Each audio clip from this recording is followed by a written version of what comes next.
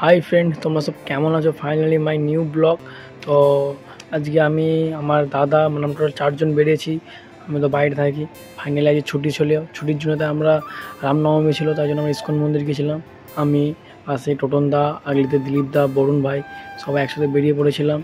তো বেশি ভ্যাট বকবো না, তোমরা কন্টিনিউ ভিডিওটা দেখতে থাকো। তো আমরা অটোর জন্য দাঁড়িয়েছিলাম যাতে অটোটা তাড়াতাড়ি চলে আসে। তো ব্রিজটা দেখতে পাচ্ছ কতটা মজাদার, বাট ভালো করে ভিডিও করতে পারিনি কারণ এখানে হাতে ফোন রাখলে গায়েব হয়ে যায়। তোমার ভিডিওটা কন্টিনিউ দেখতে থাকো। মন্দিরে সব ভিডিও দেখাচ্ছি তোমাদেরকে, কতক্ষণ ঘুরলাম, মন্দিরটা কীরকম সব দেখতে থাকো তোমরা।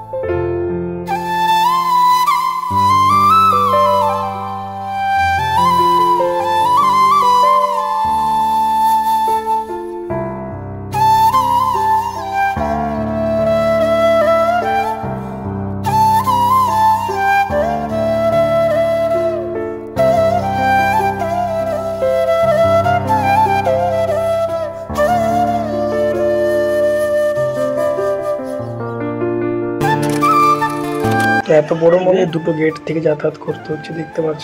তো ভিডিওটা কন্টিনিউ দেখতে থাকো।